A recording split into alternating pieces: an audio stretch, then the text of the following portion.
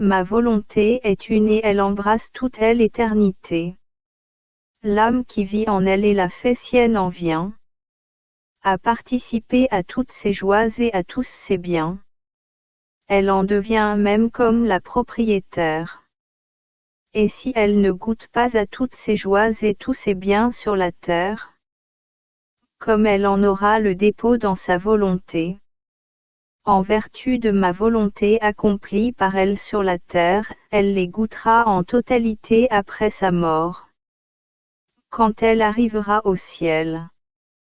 Là où ma volonté les plaçait en dépôt pendant qu'elle vivait sur la terre, rien ne lui sera enlevé, au contraire, tout y sera multiplié. Si les saints jouissent de ma volonté au ciel, c'est parce qu'ils vivent en elle. Et c'est toujours dans la joie qu'ils y vivent. Mais l'âme qui vit dans ma volonté sur la terre le fait à travers la souffrance. Il serait incorrect que, arrivée au ciel, elle ne jouisse pas davantage de la joie et des bienfaits de ma volonté. Quelles immenses richesses l'âme qui vit dans ma volonté sur la terre n'emporte-t-elle pas avec elle au ciel?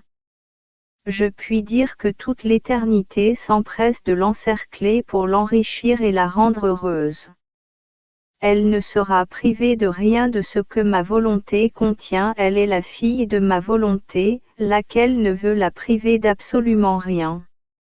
Par conséquent, ma fille, sois attentive et ne t'oppose à aucun de mes desseins sur toi. Je pensais à la sainte divine volonté en m'efforçant de me fusionner en elle, afin de pouvoir embrasser toutes les créatures et de présenter à mon Dieu tous leurs actes comme un seul acte. Alors, j'ai vu le ciel ouvert d'où est sorti un soleil qui m'a touché de ses rayons. Ces rayons pénétrèrent dans le plus profond de mon âme et la touchèrent aussi. Par suite, mon âme s'est transformée en un soleil dont les rayons allèrent toucher le soleil.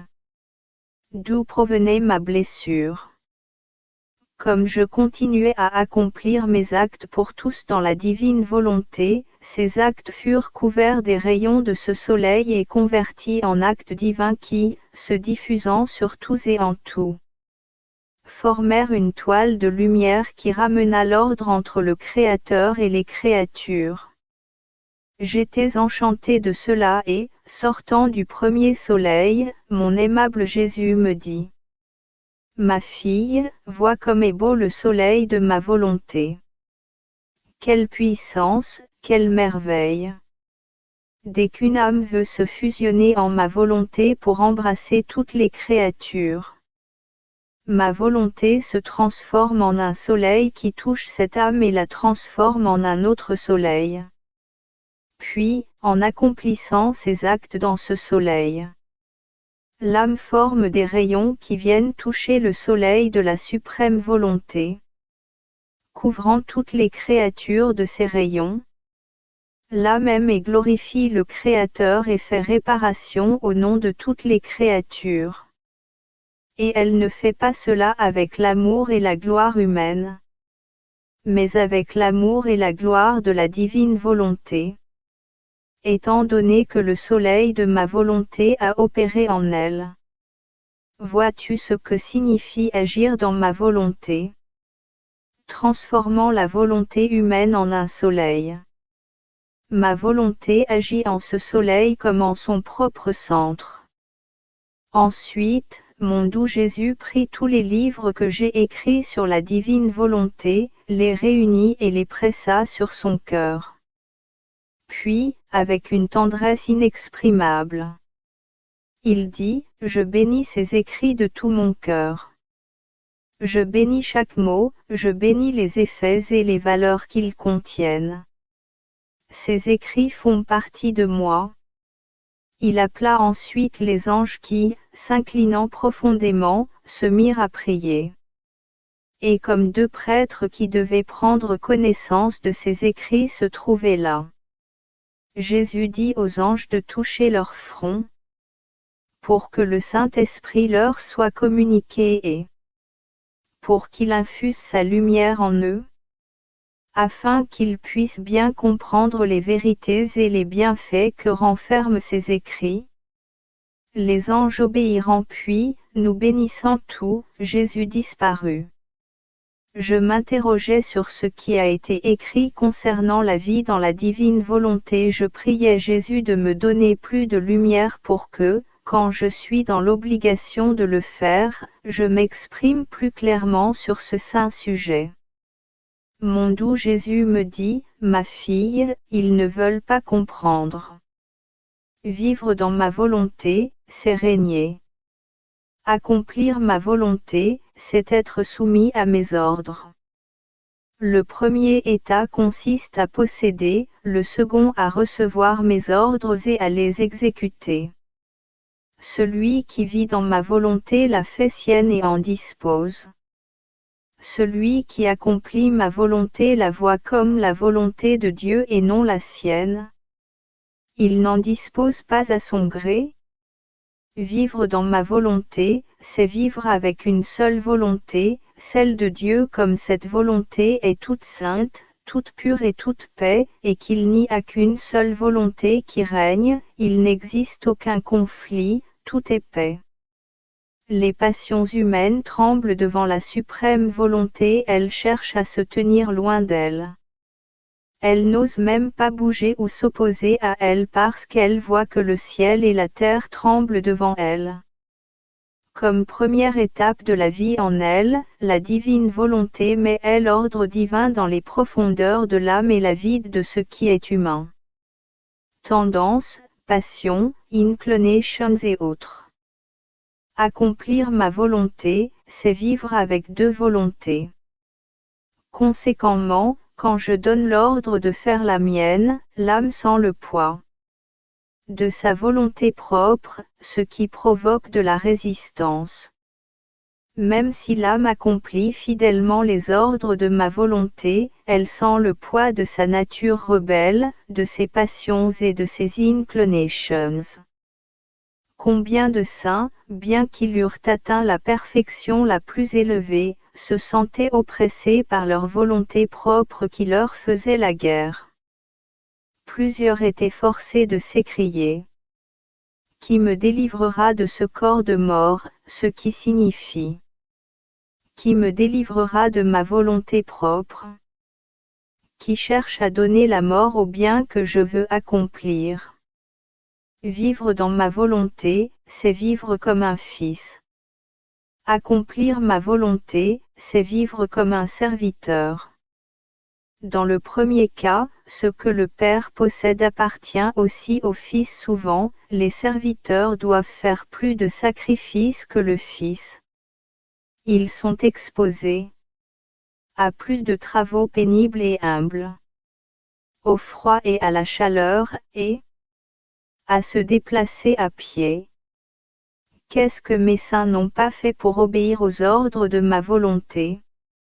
D'autre part, le Fils reste avec son Père, prend soin de lui, le réconforte de ses baisers et de ses caresses. Il donne des ordres aux serviteurs comme si c'était le Père qui commandait. S'il sort, il ne va pas à pied, mais en voiture. Alors que le Fils possède tout ce qui appartient à son Père. Les serviteurs ne reçoivent que le salaire dû à leur travail, restant libres de servir ou de ne pas servir leur maître. S'ils ne le servent pas, ils n'ont plus droit à aucune indemnité. Quant au Fils, personne ne peut annuler ses droits, empêcher qu'il possède les biens du Père. Aucune loi, céleste ou terrestre, ne peut annuler ses droits, ni délier sa relation de filiation vis-à-vis son Père. Ma fille, la vie dans ma volonté est celle qui s'apparente le plus à la vie des bienheureux dans le ciel. Elle est aussi distante de la vie de ceux qui accomplissent ma volonté et sont fidèlement soumis à mes ordres que le ciel est distant de la terre, que le Fils est distant des serviteurs, ou qu'un roi est distant de ses sujets.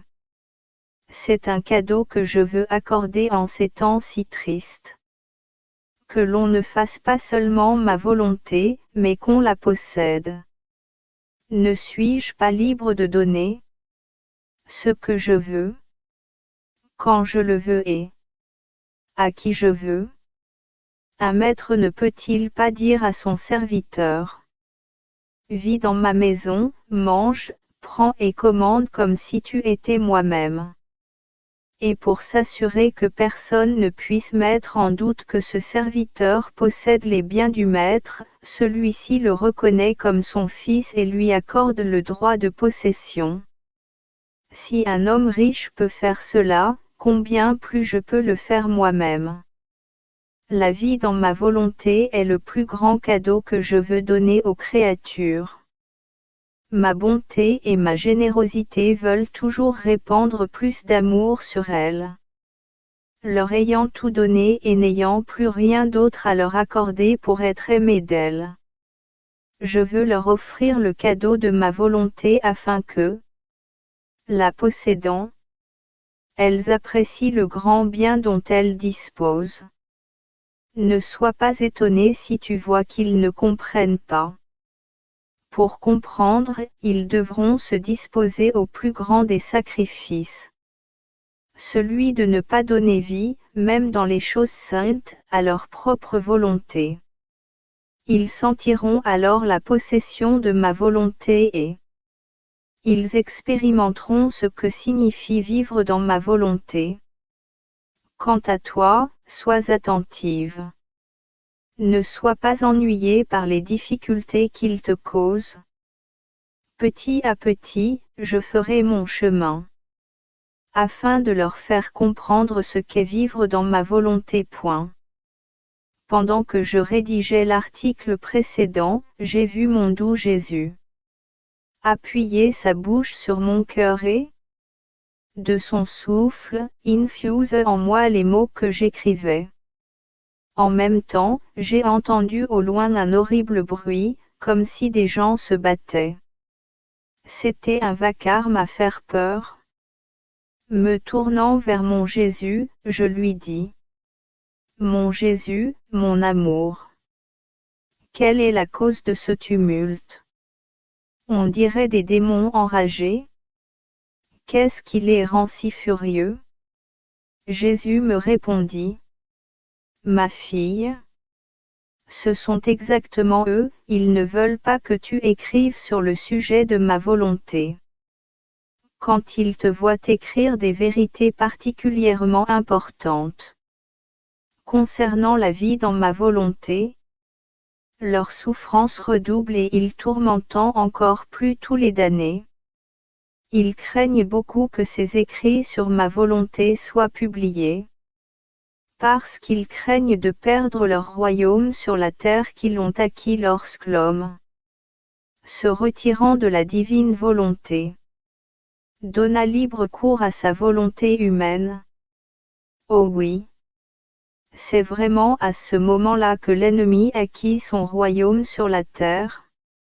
Et si ma volonté en venait à régner sur la terre, ils se précipiteraient d'eux-mêmes dans les abîmes les plus profonds. Voilà pourquoi ils ragent avec tant de furie. Ils sentent la puissance de ma volonté dans ces écrits. Et la simple possibilité que ces écrits soient publiés les rend furieux. Ils font tout pour empêcher la réalisation d'un si grand bien. Quant à toi, ne leur prête pas attention et apprends de cela à apprécier mes enseignements. Je répondis. Mon Jésus, j'ai grand besoin de ta main toute puissante pour pouvoir écrire ce que tu dis au sujet de la vie dans ta volonté.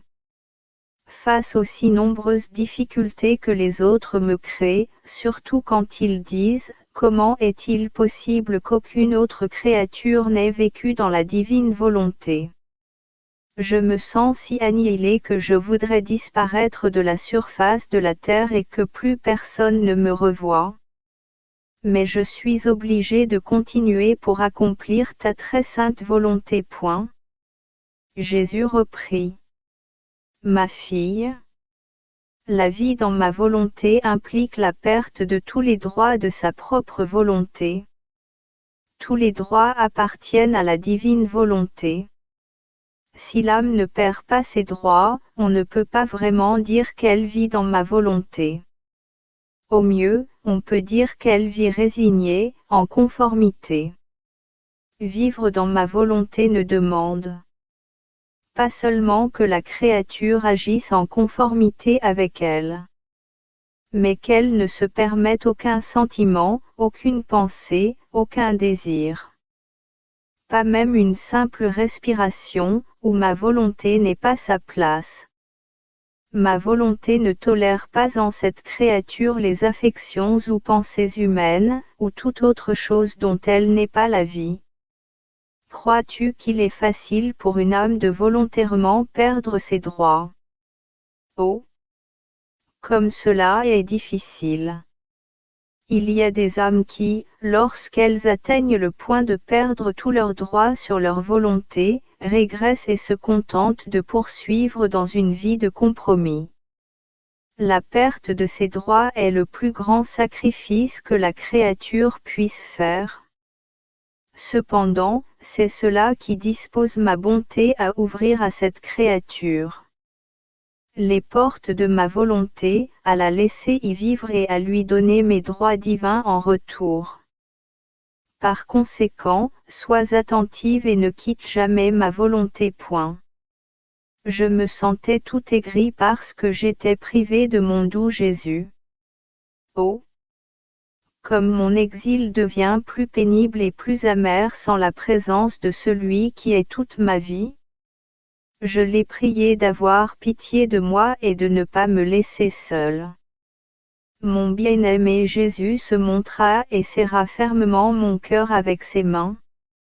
Ensuite, il m'attacha avec une petite corde de lumière, si fermement que je ne pouvais plus bouger. Puis, il s'étendit en moi et nous avons souffert ensemble. Après cela, je me suis senti transponé en dehors de mon corps vers la voûte des cieux. Et j'ai eu l'impression de rencontrer le Père céleste et le Saint-Esprit. Jésus, avec qui je me trouvais, se plaça au milieu d'eux et me déposa sur les genoux du Père qui semblait m'attendre avec beaucoup d'amour. Il me serra contre lui et, m'absorbant dans sa volonté, il me communiqua sa puissance. Les deux autres personnes divines firent de même. Pendant que, une à une, elles m'absorbaient dans leur volonté, elles s'unifièrent et je me sentis simultanément immergé dans la volonté et la puissance du Père, dans la volonté et la sagesse du Fils, et dans la volonté et l'amour du Saint-Esprit. Mais, comment décrire tout ce que j'ai expérimenté? Ensuite, mon aimable Jésus me dit: Fille de notre éternelle volonté, prosterne-toi devant notre suprême majesté au nom de toutes les créatures, offre-lui ton adoration, tes hommages et tes louanges. avec la puissance, la sagesse et l'amour de notre volonté. Nous sentirons en toi la puissance de notre volonté qui nous adore, la sagesse de notre volonté qui nous glorifie et l'amour de notre volonté qui nous aime et chante nos louanges. Et comme la puissance, la sagesse et l'amour des trois personnes divines sont en communication avec l'intellect, la mémoire et la volonté de toutes les créatures, nous sentirons ton adoration, tes hommages et tes louanges couler dans les intelligences de toutes les créatures qui, s'élevant entre le ciel et la terre, nous feront entendre l'écho de notre puissance, de notre sagesse et de notre amour, et nous adorerons, nous glorifierons et nous aimerons. Tu ne pourras nous donner une adoration plus grande, des hommages plus nobles et un amour plus divin. Aucun autre acte ne peut égaler ces actes et nous donner autant de gloire et d'amour. Parce que nous y percevons la puissance, la sagesse et l'amour réciproque des trois personnes divines. Nous trouvons nos propres actes dans les actes de la créature. Comment ne pas estimer ces actes et ne pas leur donner la suprématie sur tous les autres actes?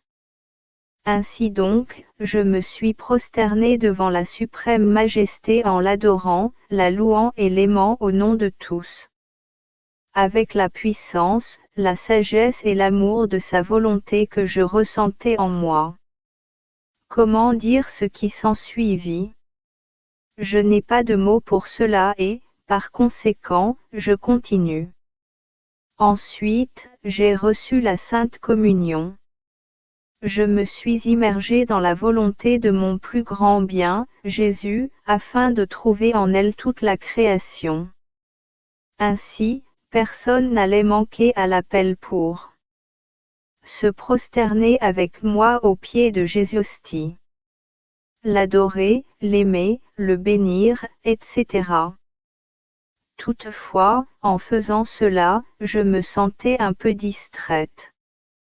Voyant mon embarras, Jésus prit toute la création sur ses genoux et il me dit: Ma fille, j'ai placé sur mes genoux toute la création, pour qu'il te soit plus facile de prendre avec toi tous les êtres afin que rien de ce qui vient de moi ne manque à l'appel. Pour me donner, à travers toi, le retour d'amour et l'adoration qui me reviennent. Je ne serais pas pleinement satisfait en toi s'il manquait quelqu'un ou quelque chose. Dans ma volonté, je veux tout trouver en toi. Ensuite, il me fut plus facile de prendre avec moi toute la création, pour que tous les êtres louangeant et aiment mon plus grand bien, Jésus. Mais, oh, quelle surprise! Chaque chose créée présentait un reflet distinct et un amour spécial pour Jésus. Oh, que Jésus était content! Pendant que je faisais cela, je suis revenu dans mon corps. Je m'immergeais totalement dans la sainte divine volonté. Bougeant en moi, mon doux Jésus me dit: Ma fille, comme il est beau de voir une âme s'immerger dans ma volonté. Les battements de cœur créés se fondent alors avec les battements de cœur incréés, pour ne faire qu'un avec eux. C'est là le plus grand bonheur pour le cœur humain. Battre à l'unisson avec le cœur de son Créateur. Le cœur humain prend son envol et se retrouve au centre de son Créateur. Je répliquai à Jésus: Dis-moi, mon amour, combien de fois ta volonté fait-elle sa tournée dans toutes les créatures? Il me répondit: Ma fille, à chaque battement de cœur de la créature, ma volonté fait sa tournée complète dans toute la création. Tout comme les battements de cœur de la créature sont continuels. Au point que si le cœur cesse de battre, la vie cesse, ainsi, pour donner la vie divine à la créature. Ma volonté circule continuellement et palpite dans chaque cœur. Ma volonté est dans la créature en tant que palpitation première. Celles de la créature viennent en second. Si le cœur de la créature bat, c'est en vertu des palpitations de ma volonté. Plus encore, ma volonté forme dans la créature 2 battements de cœur. Un pour la vie de son corps et l'autre pour la vie de son âme. Veux-tu savoir ce que les palpitations de ma volonté effectuent dans la créature?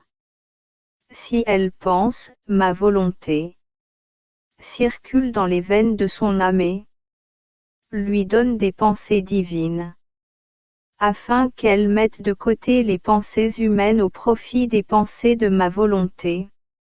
Si elle parle, agit, marche ou aime, ma volonté veut sa place dans ses paroles, ses pas et son amour.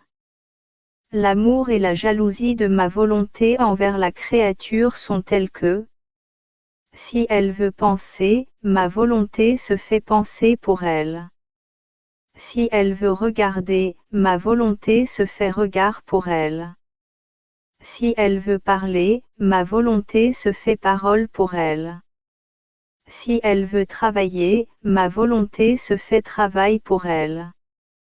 Si elle veut marcher, ma volonté se fait pas pour elle, et si elle veut aimer, ma volonté se fait feu pour elle. Bref, ma volonté circule dans chaque acte de la créature pour occuper la première place, celle qui lui revient. Mais, à ma très grande douleur, la créature refuse à ma volonté la place d'honneur.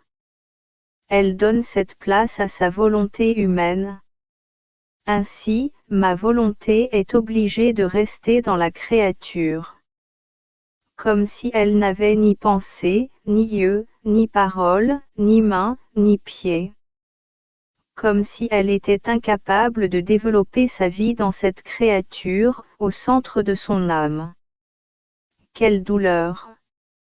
Quelle énorme ingratitude! Veux-tu savoir?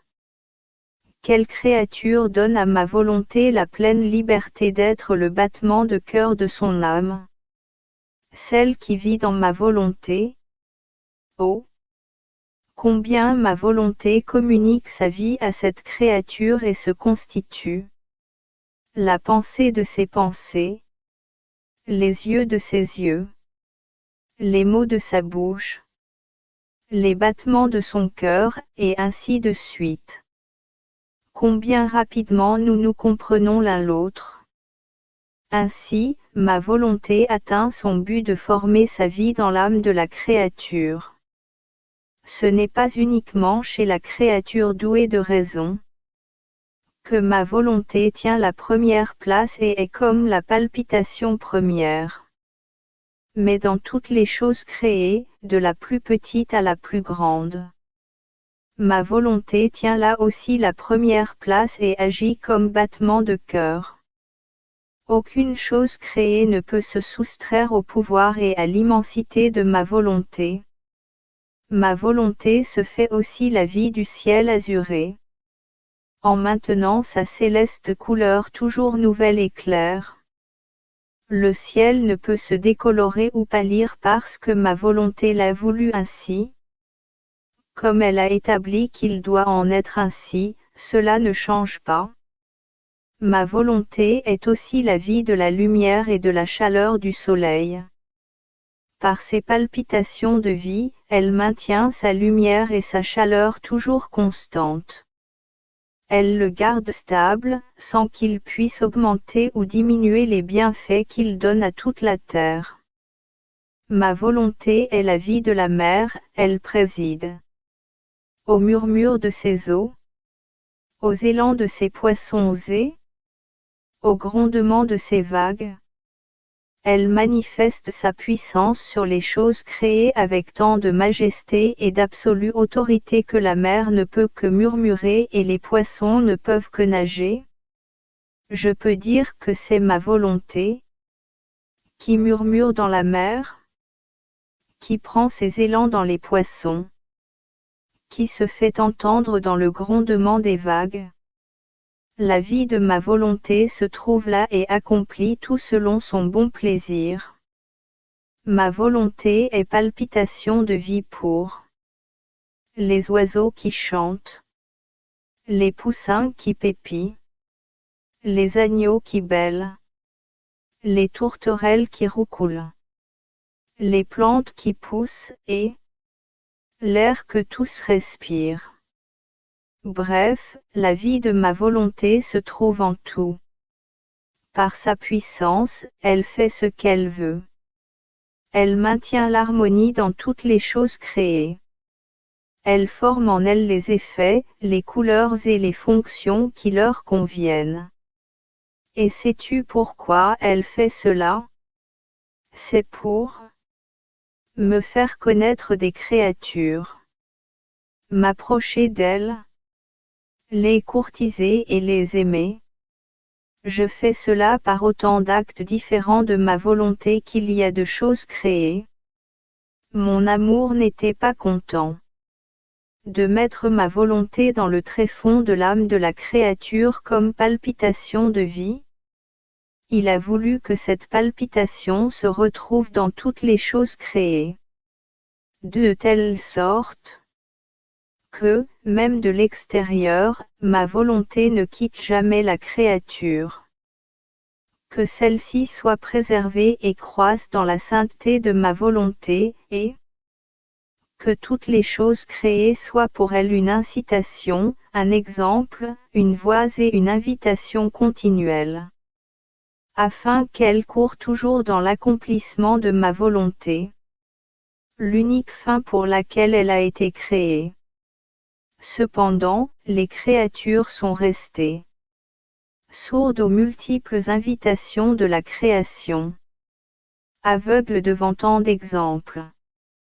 Si elles ont ouvert leurs yeux, elles les ont fixés sur leur volonté propre. Quelle douleur! Par conséquent, si tu ne veux pas augmenter mon chagrin et dévier de l'objectif pour lequel tu as été créé, ne cherche jamais à quitter ma volonté. Je me sentais très déprimée à cause de l'absence de mon doux Jésus. Oh! Que de peurs ont envahi mon âme! Ce qui me torturait le plus, c'était la pensée que mon Jésus ne m'aimait plus autant qu'avant. Pendant que ces pensées m'habitaient, je me suis sentie saisie par les épaules et j'ai entendu Jésus me dire à l'oreille: Ma fille, pourquoi crains-tu que je ne t'aime pas? Ah! Si tu savais mon amour pour toutes les créatures en général, tu serais surprise. Avec quel amour n'ai-je pas créé chacune d'elles? De combien de sens ne les ai-je pas pourvus? Chacun de leurs sens est un moyen de communication avec moi. Leur intellect est un moyen de communication entre leur intelligence et la mienne. Leurs yeux un moyen de communication entre ma lumière et la leur. Leur parler un moyen de communication entre mon fiat et le leur. Leur cœur un moyen de communication entre mon amour et le leur. En somme, tout, respiration, mouvement, déplacement, tout est communication entre moi et la créature.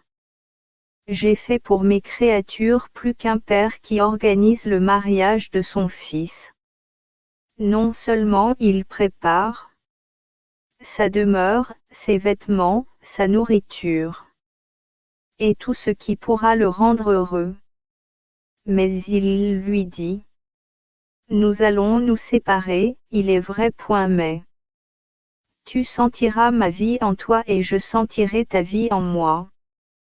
Tu sentiras mes pensées et moi je sentirai les tiennes. Tu sentiras mon souffle et mes battements de cœur et moi je sentirai les tiens. Nous serons à la fois loin et proches, séparés et inséparables. Tu sentiras ma vie et moi je sentirai la tienne. Ce qu'un père terrestre ne peut pas faire pour son fils. Cela lui étant impossible, moi, le Père céleste, je l'ai réalisé. Après avoir donné la vie à la créature et lui avoir préparé ce monde terrestre comme résidence, j'ai mis entre elle et moi une proximité si grande que je puisse sentir sa vie en moi et qu'elle puisse sentir ma vie en elle. Voilà ce qu'est mon amour pour chacune de mes créatures. Que dire maintenant de l'amour spécial que j'ai pour toi?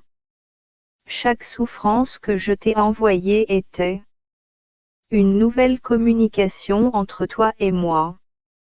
Un nouvel ornement dont j'y embellissais ton âme. Chaque vérité que je t'ai enseignée était une particule de mes qualités avec laquelle j'ornais ton âme. Chaque visite que je t'ai faite et chaque grâce que je t'ai donnée étaient des cadeaux que je déversais en toi. Je multipliais sans cesse mes communications avec toi, afin de peindre en toi mes multiples beautés, ma ressemblance, pour que tu puisses vivre avec moi au ciel et que je puisse vivre avec toi sur la terre. Après tout cela, tu doutes de mon amour.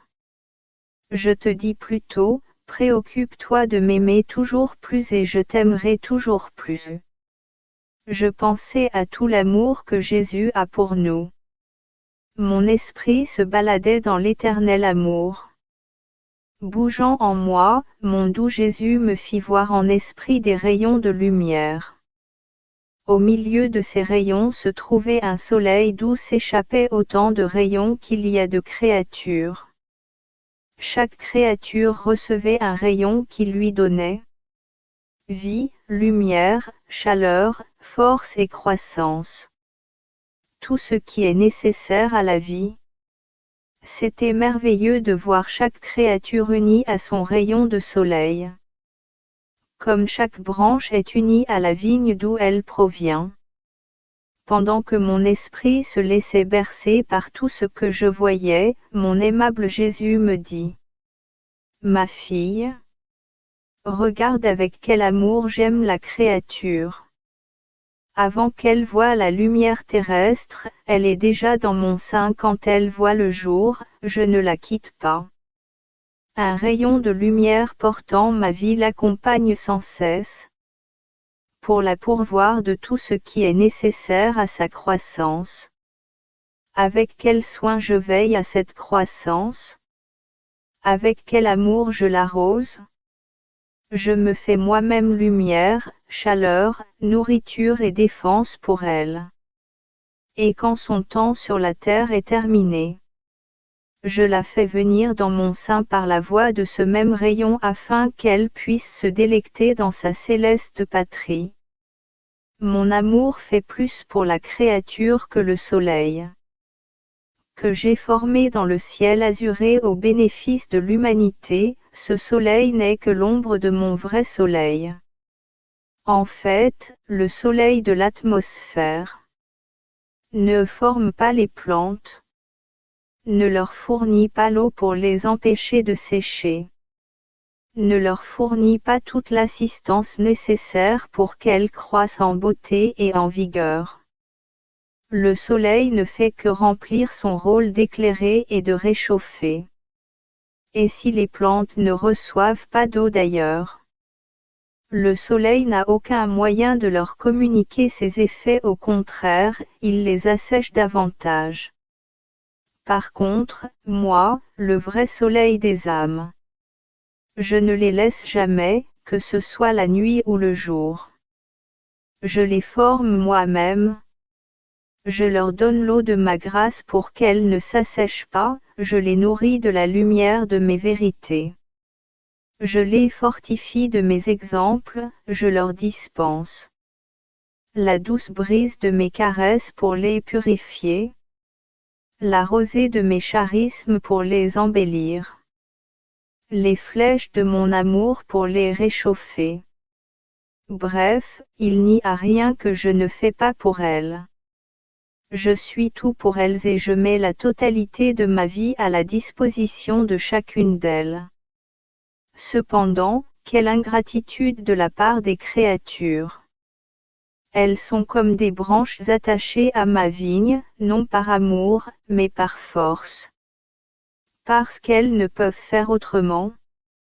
Ainsi, elles croissent comme des branches qui, ne recevant pas toute la bonne sève de la vigne, sont faibles et incapables de former ne fût-ce qu'une seule grappe de raisin bien mûri, ce qui est de nature à donner de l'amertume à mon divin palais. Ah! Si tous savaient quel amour j'ai pour leur âme, ils seraient captivés par la force de mon amour et m'aimeraient davantage. Quant à toi, aime-moi, et que ton amour devienne si grand que tu puisses m'aimer pour tous. Je vis des jours amers à cause de la privation de mon doux Jésus. Oh! Comme son aimable présence me manque. Même le souvenir de ces douces paroles est une blessure pour mon pauvre cœur et je me dis intérieurement, où est-il maintenant? Où est-il allé? Où pourrais-je le trouver? Ah! Tout est fini, je ne le verrai plus. Je n'entendrai plus sa voix. Nous ne prierons plus ensemble. Quelle infortune! Quel tourment! Ah!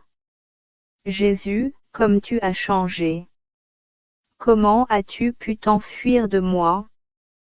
Mais, même si tu es loin, où que tu sois, sur les ailes de ta volonté je t'envoie mes baisers, mon amour, mon cri de douleur qui te dit, viens, reviens vers ta pauvre exilée, ta petite nouveau-née qui ne peut vivre sans toi.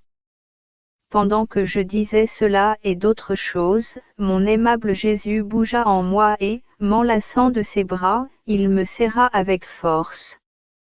Je lui dis: ma vie, mon Jésus, je n'en peux plus, aide-moi, donne-moi ta force, ne me laisse plus, prends-moi avec toi, je veux aller avec toi. Interrompant ma supplication, Jésus me dit: ma fille, ne veux-tu pas faire ma volonté? Je repris: certainement, je veux faire ta volonté, mais ta volonté est aussi dans le ciel. Et si, jusqu'à maintenant, je l'ai accompli sur la terre, je veux désormais l'accomplir dans le ciel. Prends-moi vite, ne me laisse plus. Je sens que je ne peux plus endurer cela, aie pitié de moi. Jésus reprit: ma fille, tu sembles ne pas savoir ce qu'est accomplir ma volonté sur la terre. Après tant de leçons, tu sembles ne pas avoir bien compris. Tu devrais savoir que l'âme qui laisse ma volonté vivre en elle, quand elle prie, souffre, agit, aime, etc., elle produit auprès de Dieu un doux enchantement, ayant pour effet d'empêcher ma justice de déverser sur la terre les grands châtiments que les créatures attirent par leurs graves péchés. Car ma justice aussi vit cet enchantement provenant des créatures qui vivent dans ma volonté. Penses-tu que c'est peu de choses pour le Créateur que de voir, dans la créature qui vit sur la terre, sa propre volonté opérer, triompher et dominer, avec la même liberté avec laquelle elle agit et domine dans le ciel? Cet enchantement n'existe pas au ciel. Parce que, dans mon royaume, ma volonté règne comme dans sa propre demeure et l'enchantement est formé par moi-même, non en dehors de moi. C'est moi, c'est ma volonté qui ravit toutes les âmes bienheureuses. de telle sorte qu'elles sont toujours sous mon enchantement et en jouissent éternellement. Ce n'est pas elles qui créent le doux enchantement pour moi. C'est moi qui le crée pour elles. Par contre, quand ma volonté vit dans la créature en exil, c'est comme si elle agissait et dominait dans la demeure même de la créature. Celle-ci produit alors sur moi un enchantement si merveilleux que mon regard se fixe sur elle et ne peut s'en détacher. Ah! Tu ne sais pas à quel point cet enchantement est nécessaire en ces temps. Que de maux vont venir. Les populations se sentiront obligées de se dévorer mutuellement, prises d'une rage féroce. Les dirigeants seront les principaux responsables.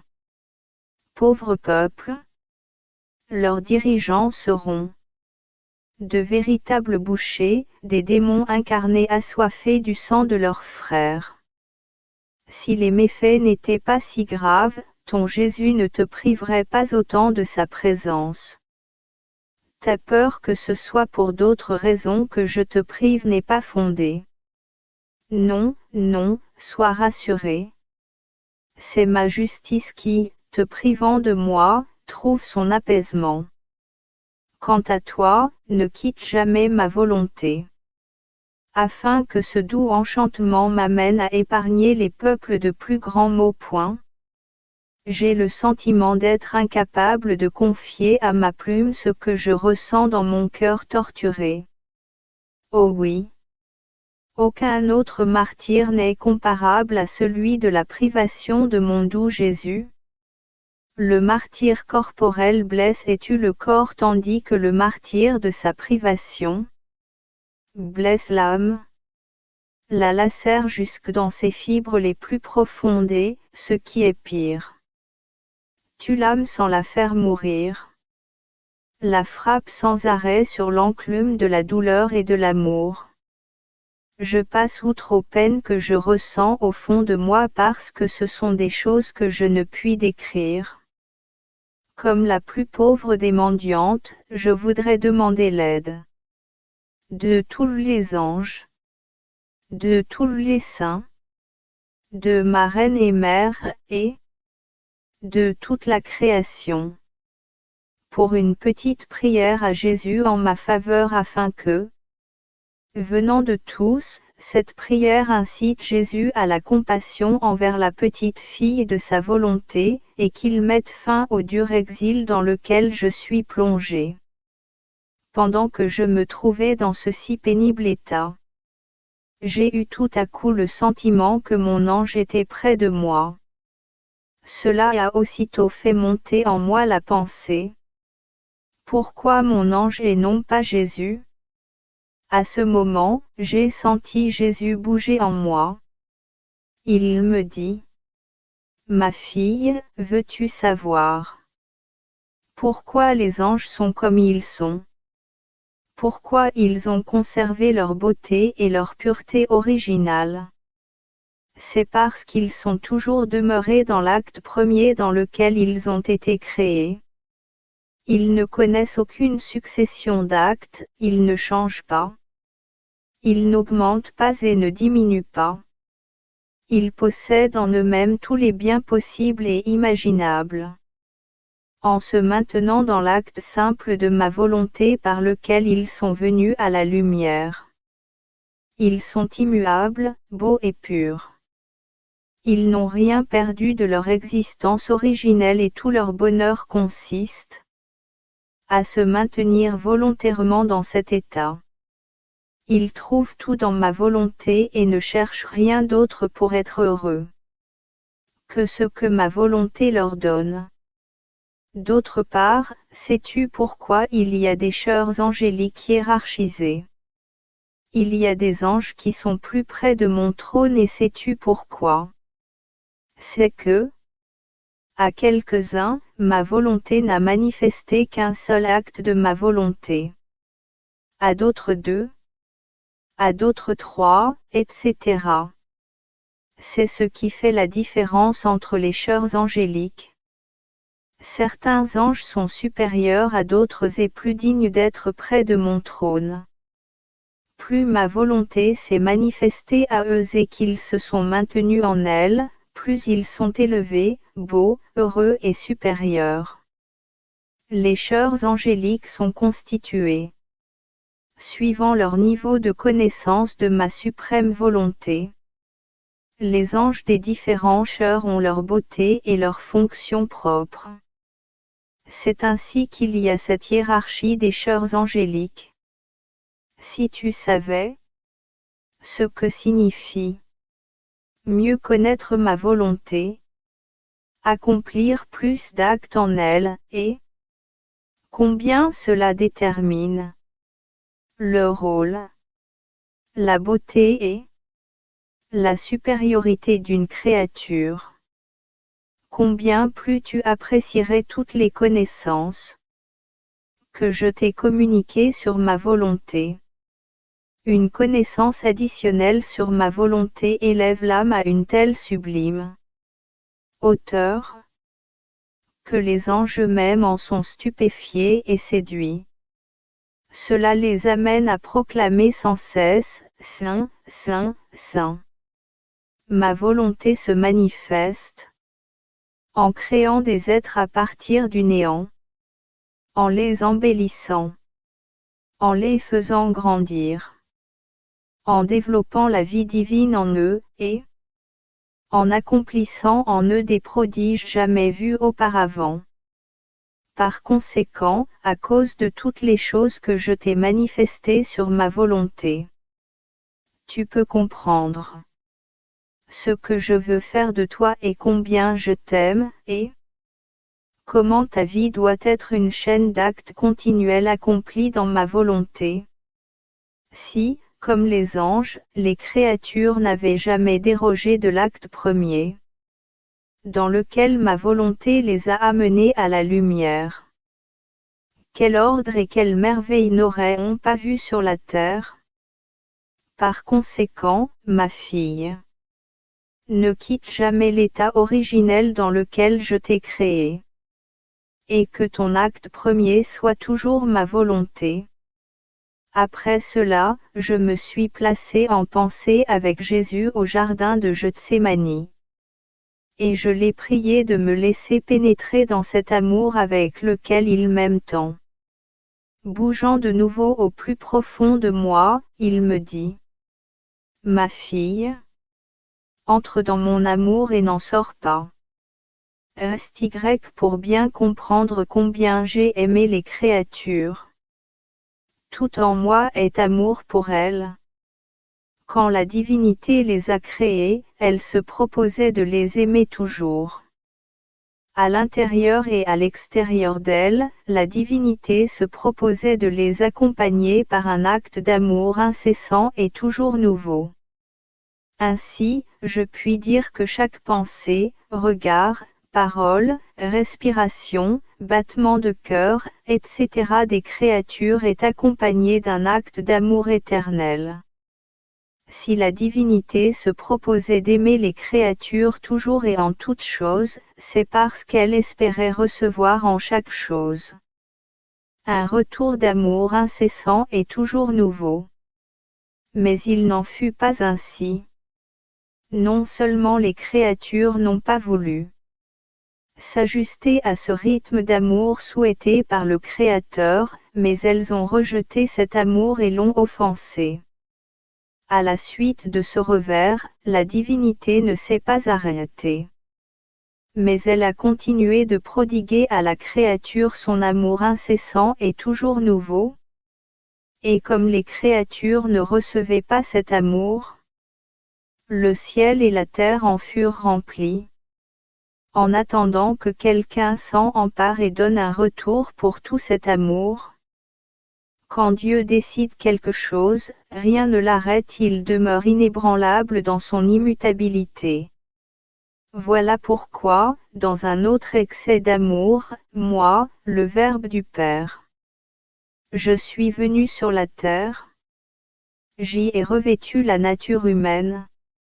J'ai recueilli en moi-même tout cet amour qui remplissait le ciel et la terre, dans le but de donner à la divinité un retour pour tout cet amour.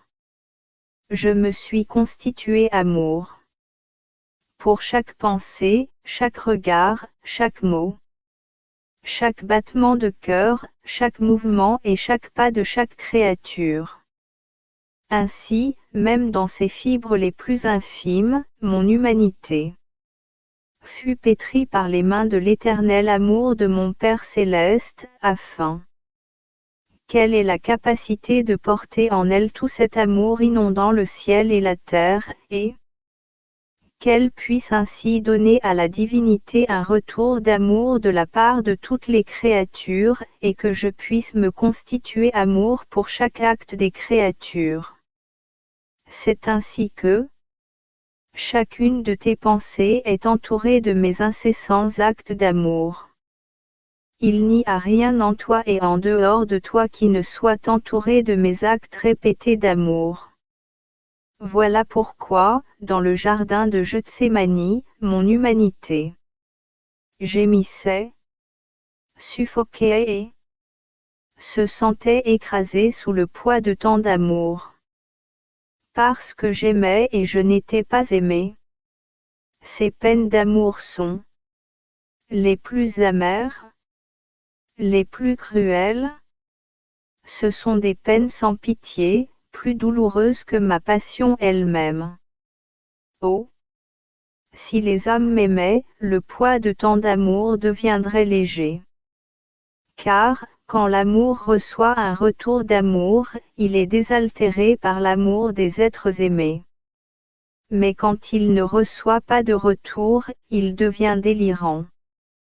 Et il a le sentiment d'être payé de retour par un acte de mort. Vois donc toute l'amertume et la douleur que m'a donné la passion de mon amour. Parce que dans ma passion physique, ils ne m'ont donné qu'une seule mort alors que dans ma passion d'amour, j'ai eu à souffrir autant de morts que le nombre d'actes d'amour qui sont sortis de moi et pour lesquels il n'y a pas eu de réciprocité. Par conséquent, toi, ma fille, viens me retourner cet amour. Dans ma volonté, tu trouveras comme en un seul acte tout cet amour. Fais le tien et, avec moi, constitue-toi amour pour chaque acte des créatures. Afin de me donner la correspondance d'amour pour chacune. Je poursuis dans mon état de privation de Jésus avec la grande amertume qui l'accompagne. S'il se laisse parfois entrevoir dans mon intérieur, il se montre tout pensif et taciturne. Cependant, en dépit de son silence, je suis contente en pensant qu'il ne m'a pas abandonnée et qu'il continue de demeurer à l'intérieur de moi. Quand ma pauvre âme est sur le point de succomber, le fait de le voir me ranime un peu, comme une rosée bienfaisante. Mais pourquoi ? Pour que je retourne à mon dessèchement et que je me sente mourir de nouveau ? Ainsi, je suis toujours entre la vie et la mort. À un moment où j'étais ainsi plongé dans l'immense mer de mes souffrances de l'avoir perdu, mon doux Jésus bougea en moi. Comme il se montra en état de prière, je me joignis à lui pour prier. Puis il me dit: Ma fille, quand j'ai créé l'homme, j'ai placé autour de lui, pour la conservation de sa vie, l'air pour son corps et l'air pour son âme. L'air naturel pour le corps et l'air de ma volonté pour son âme. Comme tu le sais, l'air naturel a la vertu de permettre à l'homme de respirer et de promouvoir dans toute la nature la végétation et la fraîcheur. Ainsi, même si on ne le voit pas, l'air préside à la vie de chaque être créé. Tous ont besoin de lui. Il agit partout jour et nuit. Il favorise les battements de cœur, la circulation du sang, tout. Mais sais-tu d'où il tire une telle vertu ? c'est Dieu qui lui a donné toutes ses prérogatives. Comme la nature a besoin de l'air naturel pour sa préservation, l'âme a aussi besoin d'air. Pour l'âme, c'est ma volonté elle-même qui constitue son air. Ma bonté n'a voulu pour elle aucun autre air. De telle façon que toute la substance et tous les biens de ma volonté puissent la pénétrer en profondeur et lui apporter la divine nourriture, la céleste végétation et tous les biens célestes. Il devait y avoir émulation entre le corps et l'âme. Le premier en respirant l'air naturel et l'autre en respirant l'air de ma volonté. Mais il y a de quoi pleurer. Si les créatures sentent le manque d'air naturel, elles font tout pour s'en procurer. Au besoin, elles escaladent de hautes montagnes. Quant à l'air de ma volonté, les créatures ne lui accordent pas une pensée et ne sentent aucun regret d'en être privées, bien qu'elles soient obligées d'être immergées dans l'air de ma volonté. Comme elles n'aiment pas cet air parfumé et sanctificateur, celui-ci ne peut mettre en elles les biens qu'il contient. Et il est obligé de rester là, sacrifié, sans pouvoir développer la vie que ma volonté comporte. Par conséquent, ma fille, si tu veux que ma volonté accomplisse en toi ses desseins, je te recommande de toujours respirer l'air de ma volonté, de telle sorte que la vie divine se développe en toi et que tu atteignes le véritable objectif pour lequel tu as été créé. Je pensais à l'immutabilité de Dieu et à la mutabilité des créatures.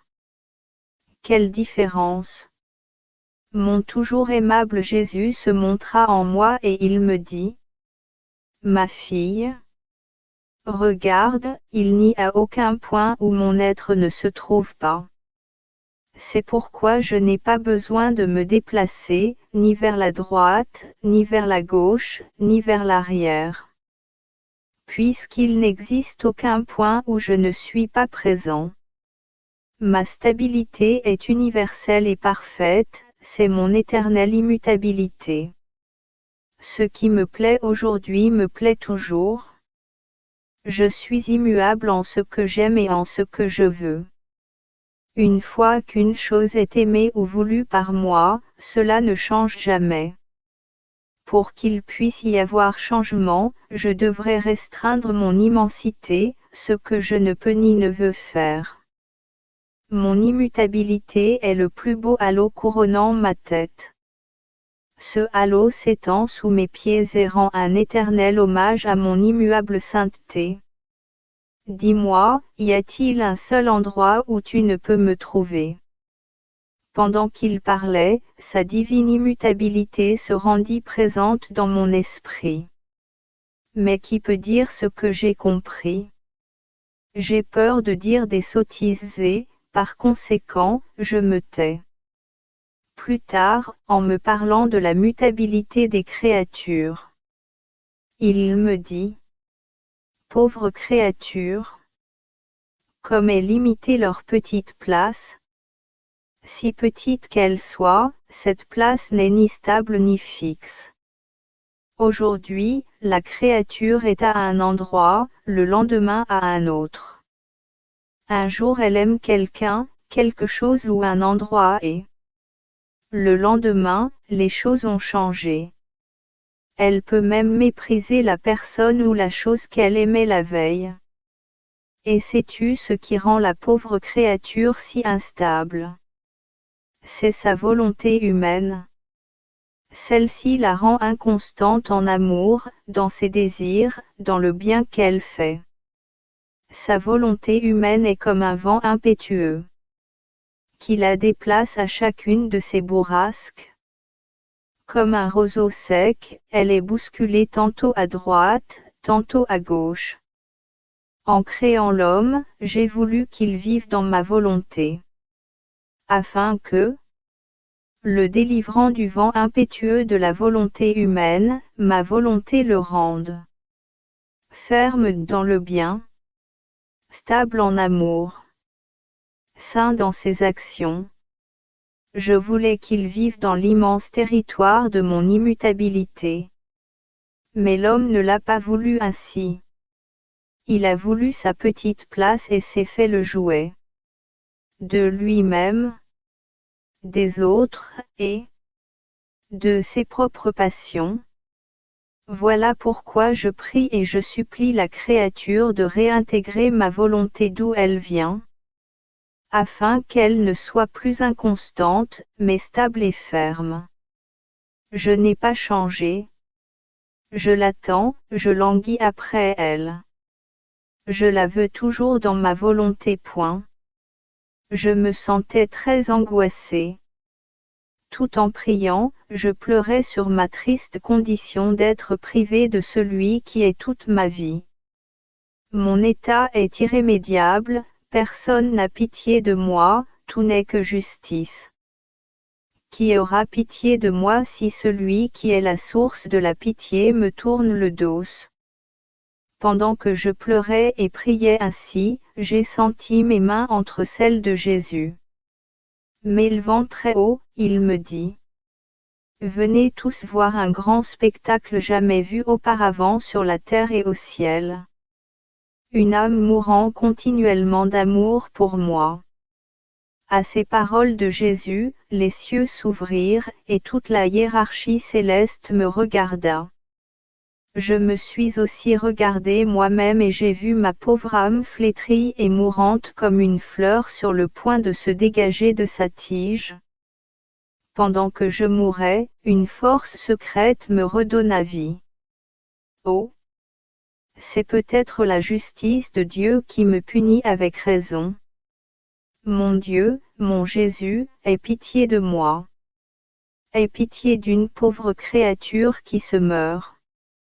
Mon lot est le plus dur que puisse subir une créature mortelle, mourir sans mourir. Par après, mon doux Jésus me prit dans ses bras presque toute la nuit pour me donner de la force et m'assister dans mon agonie. Je croyais qu'il aurait finalement pitié de moi et m'amènerait avec lui, mais en vain. Après m'avoir ainsi un peu revigorée, il me laissa en me disant: Ma fille, ma volonté reçoit des morts continuelles de la part des créatures. Elle est vie et, en tant que vie, elle veut donner vie et lumière. Mais les créatures rejettent cette lumière. Et, parce qu'elles ne la reçoivent pas, cette lumière meurt pour les créatures. Et ma volonté ressent cette mort. Ma volonté veut faire connaître les qualités et les vertus qu'elle contient. Mais les créatures rejettent cette connaissance. Ainsi, ma volonté ressent la mort que les créatures donnent aux vertus et aux qualités de ma volonté. Pareillement, si ma volonté veut donner de l'amour et que cet amour n'est pas reçu, elle ressent la mort donnée à l'amour. Si elle veut donner de la sainteté ou des grâces, elle sent la mort que les créatures donnent à la sainteté et aux grâces qu'elle veut accorder. Ainsi, une mort continuelle est infligée à ma volonté pour les bienfaits qu'elle veut offrir. Ne ressens-tu pas la mort continuelle que subit ma volonté? Parce que tu vis en elle, il est comme naturel. Que tu ressentes ces morts et que tu vives dans un état continuel d'agonie. En entendant cela, je lui dis: Jésus, mon amour, les choses ne me semblent pas ainsi. C'est la privation de toi qui me tue, qui m'enlève la vie sans me faire mourir. Il me répondit: C'est en partie la privation de moi et en partie ma volonté qui, te tenant absorbé en elle, te fait participer à ses peines. Ma fille, la vraie vie dans ma volonté implique que La créature qui vit en elle partage les peines qui me sont infligées par les créatures. Je réfléchissais sur l'immaculée conception de ma souveraine reine et mère. Mon esprit était ébloui par les mérites, les beautés et les prodiges dont est comblée l'immaculée conception. Cette merveille surpassant toutes les autres merveilles réalisées par Dieu dans toute la création. Et je me suis dit, le prodige de l'Immaculée Conception est extraordinairement grand. Mais ma Mère Céleste n'a subi aucune épreuve dans sa conception. Tout lui fut favorable autant de la part de Dieu que de la part de la nature, elle qui fut créée par Dieu si heureuse, si sainte et privilégiée. Quel héroïsme et quel test a-t-elle vécu? Si les anges au ciel et Adam au paradis n'ont pas échappé au test.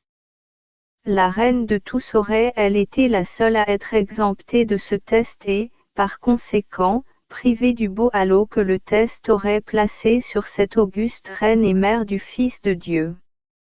Pendant que je réfléchissais ainsi, mon aimable Jésus se rendit visible en moi et me dit: Ma fille, personne ne m'est acceptable sans le test.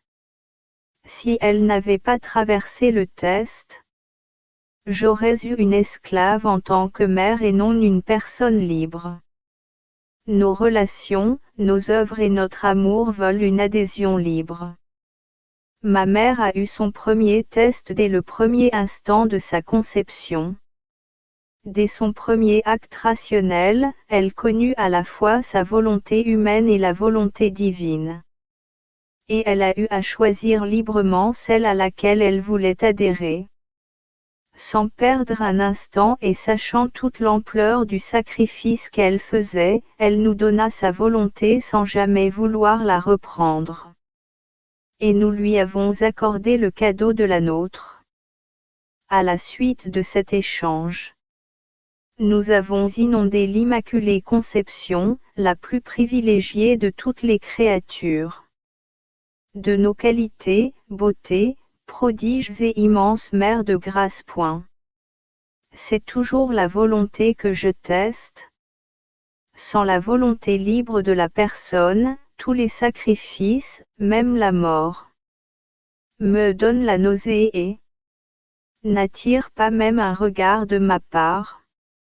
Et veux-tu savoir quel fut le plus grand prodige que nous avons accompli en cette créature si sainte? Quel fut le plus grand héroïsme de cette créature si belle que jamais personne ne pourra l'égaler? Elle commença sa vie dans notre volonté et elle l'a continuée et complétée en elle. On peut dire qu'elle l'a complétée à partir du point où elle l'a commencée, et qu'elle l'a commencée à partir du point où elle l'a complétée. Et notre plus grand prodige fut que, à chacune de ses pensées, paroles, respirations, et à chacun de ses battements de cœur, mouvements et pas, notre volonté se déversait en elle. Elle nous offrait ainsi l'héroïsme de pensée, parole, respiration, battements de cœur et mouvements divins et éternels. Cela l'a élevée si haut que ce que nous sommes par nature, elle le fut par grâce. Toutes ces autres prérogatives, y compris son immaculée conception, ne sont rien en comparaison de ce grand prodige. C'est ce qui l'a rendue stable et forte durant toute sa vie. Ma volonté se déversant continuellement en elle l'a rendue participante de la nature divine. Et sa réception continuelle de celle-ci l'a rendue forte en amour et dans la souffrance, différente de tous. C'est notre volonté agissant en elle qui attira le Verbe éternel sur la terre et qui la rendit divinement féconde, de telle sorte qu'un homme-dieu puisse être conçu en elle, sans aucune autre participation humaine. Elle a été rendue digne d'être la mère de son propre Créateur. Voilà pourquoi j'insiste toujours sur ma volonté. Parce qu'elle conserve l'âme aussi belle que lorsqu'elle est sortie de nos mains et la fait croître comme une copie originale de son Créateur. Quels que soient les travaux et les sacrifices que l'on fasse. Si ma volonté n'y a aucune part, je les refuse, je ne les reconnais pas. Ce ne sont pas des aliments pour moi. Les plus belles œuvres sans ma volonté sont des aliments. Pour la volonté humaine, pour l'estime de soi et pour l'avidité de la créature. Laudate Dominum omnes gentes, laudate omnes populi, quoniam confirmata et super nos misericordiaemus, et veritas Domini manet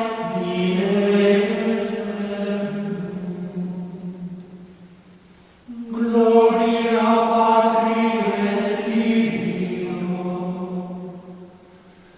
et Spiritui Sancto, sicut